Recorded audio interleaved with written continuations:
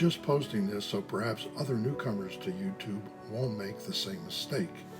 I purchased Lumafusion and this Storyblocks through the Apple App Store.